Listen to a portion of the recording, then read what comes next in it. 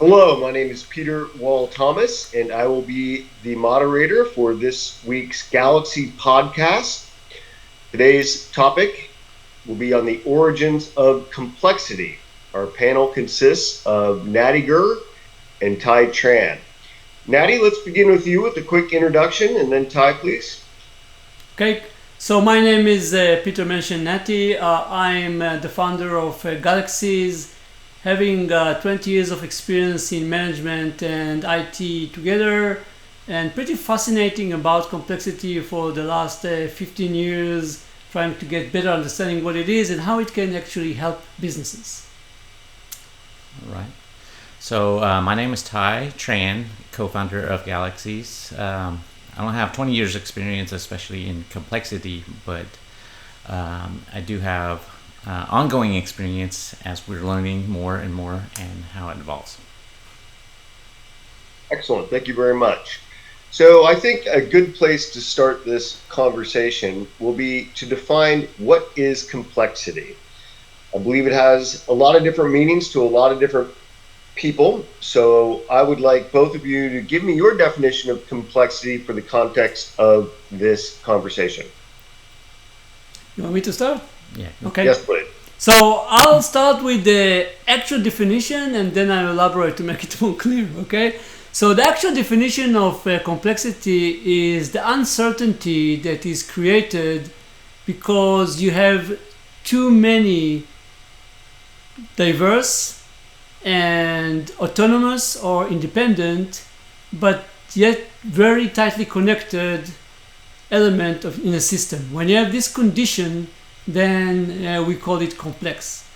But let's go a little bit backward and get into understanding of simple and then complicated and then complex. The English language is rich enough to distinguish between complicated and complex. Like in Hebrew, this definition or this distinction does not exist. And it's a pretty important distinguish. So simple problems are easy. They have very few components and it's very easy to understand them.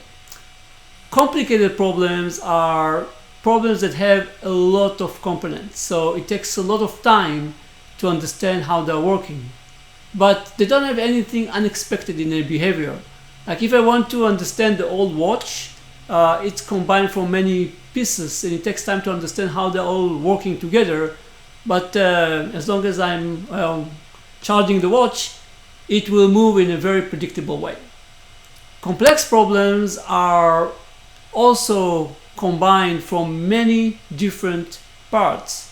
But the difference is that those parts, due to the fact that they are independent, they can make their own decision, and due to the fact that they are diverse, they have different mental models or point of views, and due to the reason that they are interlinked one to each other, they are creating a very extreme level of unpredictability in the system, and that's what makes them complex system. So that's all. My side. Ty, do you want to elaborate? Fantastic. Ty, Yeah, sure. follow that, please. Yeah, how am I going to follow that up? So, I mean, Nati did a really good job. So the only thing I really can elaborate on is just really a different perspective of it, but it all follows the same thing. My point of view is like Nati said, there's three main kind of components to it. You have simple, you have complicated, and you have complex. And so to make it like easy to kind of view or look at, right? So if you can look at it as simple as something, an action that you do, that one action produces one result. And so if you were to turn on a light, that action produces the light to turn on or off. So it's like, it's only, you only get one outcome out of that. With complicated, there's going to be a little bit more to it, but it's going to result in the same thing. So if you say the light, you integrate the power grid to it, and so there's obviously all kinds of stuff to get the power to that light switch. That's complicated, but all in all, it works the same way. You turn on the light and you get that same result. And so once you move on to complex, it's a lot. It's unpredictable. Like I don't know. For example, if you had a power outage or a storm that you had to deal with. Now, I guess it's something that's going to have to produce an unpredictable result. You can't predict it and account for it. So that's where complex comes for me. That's the definition. So you usually add people to the equation. Yeah. And then you have complexity. So if the process of getting the light depends on someone doing some work, correct. Yeah, and you count on him doing it, and he has his own independent way of doing it, then you are very easily getting to complexity. Yeah. Yes. Very good example. I like it. Okay, fantastic. Well, since we are talking about examples, let's dive a little bit deeper down that path. Can you give me an example outside of the business world, Maddie? Let's begin with you, that can kind of illustrate what complexity is, just to fill in the definition a bit more. Like you mean in nature? Perfect. Nature would be a perfect example from nature. So I'll go to the most primitive one, but maybe the best one, which is boiling water. So when you put water on the stove, there are still that's a simple, organized, ordered system that is very stable. But as you are turning on the heat and the water is becoming hotter and hotter, in some part of time the water transforms itself from liquid into gas.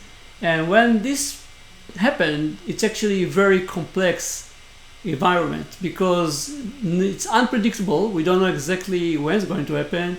And we don't know exactly which element in the very stable state of the water is going right now to turn into gas and to release out of the water. So very, very, very complex problem. And by the way, this is one of the main drives that started science to think about complexity. What actually caused water to change their state was one of the main drivers. Interesting. Okay. Ty, how about you? Do you have an example, something outside the business world to further enlighten us on what complexity means? Okay, so I guess my example would be more closer to society, right? So a real good example right now in today's world, and not to get to a political, any type of political stance, is Black Lives Matter. And so if you look at the beginning of how everything happened, it was all simple and predictable in a sense. You know, there was a cause, there was an issue, there's a cause, and interactions, little interactions here and there happened. And then as you know, issues came, issues for fuel came into it. You get to a point of where now you have a lot of people coming in together with I wouldn't say necessarily the same agenda, but like you have a lot of moving pieces that are going into there, and so you kind of get into a complex state. And you don't know what's going to happen at the end, because there's a lot of moving pieces and a lot of passion that are kind of driving all these pieces. And so that's the progression of how I see it in society right now. Okay, very interesting. So if I may, it sounds like adding to the equation increases the unpredictability and therefore the complexity. Would that be a fair assessment? Adding of elements that the behavior is unpredictable, or like they have independent way of deciding what they're going to do, definitely is going to do that. Okay, fantastic. All right, let's move the conversation to the business world. Um, Describe to me a situation. Let's say, how does a company move from a simple operation to a complex one? Okay, so apparently there are four stages that companies are going through an endless cycle that answer your question. So Okay. the phases are order, then growth, then complexity, then entropy, and then back to order. Now, I'm going to define in a little bit details what are all the four stages, but what's important to understand that there isn't any really clear cut between those four. So you can actually have complexity in different levels in each one of those four stages. But when we reach the complexity stage, it's definitely much more complex than in all the other stages. So it doesn't matter where you're starting. You just start from growth. So growth. So let's start from order. So order is a stable state. You know what's going to happen. Everything is defined. There are no surprises. Heaven for people that doesn't like surprises or changes. But any organization needs to move forward. It needs to move forward means that it needs to create new stuff. It needs to create new stuff means that it's going into a growth mode. And usually growth mode will be associated with more freedom to element in the organization to experiment and try new stuff. So they will experiment, try new stuff. Now they're creating new opportunities, they're creating new business capabilities, they're creating new technologies. So over time they are increasing the variety of what they own. There are more business capabilities, there are more people that have to do stuff, there are more technologies, there are more cloud solutions, which eventually start to increase complexity because there are more elements which are independent but yet very connected. And when complexity is going to grow, then we are moving from growth into complexity where the growth is really good, but on the other hand, we start to experience more and more unpredictability due of our creation. Now, in order to deal with complexity, you need to have a lot of resources. So you need to get more resources in, but resources are scarce and money is scarce. So eventually you reach a point where you don't have enough resources to deal with your complexity. And then when that happens, then you kind of bang into a ceiling wall and then you fall down and everything starts to deteriorate. And that's entropy. So deteriorate, get into entropy, up until all the complexity, all the variety that has been created shrink to a level that it's manageable. And when it's shrink to a measure that's manageable, it can move back to order and the cycle goes again. But sometimes when companies or businesses trying to push themselves too much, the complexity level that they reach is too high and the entropy and actually end up with chapter 11 and the business or the out of business. So this is like a kind of very simple, I think, way to define how complexities circle through the business and how key it is in the life cycle of each and every businesses. Okay, fantastic. Ty, would you like to add anything to that? No, I mean that was really good. Thanks. Agreed. So let's take the conversation a little bit further. How could, since you know these things to be true, the different stages of an organization, it seems to me, even though when you are starting to move to a state of complexity, there is some predictability in that is inevitable. So how can you take this knowledge and turn this complexity into a competitive advantage? Okay. I'm gonna go. Go first. All right.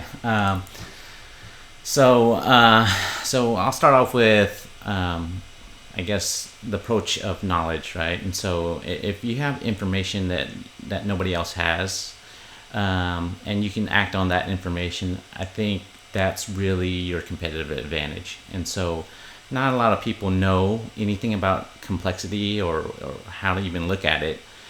And so being able to extract that information and utilize it to move, like as Nati say, from order to growth to complex and entropy, and go around that whole cycle in a manner where it's creating a competitive advantage over your understanding that and moving it when the right time at the right place gives you that competitive advantage.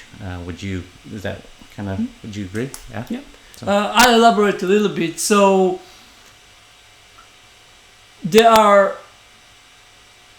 complexity is key for almost any activities that management is doing in organization.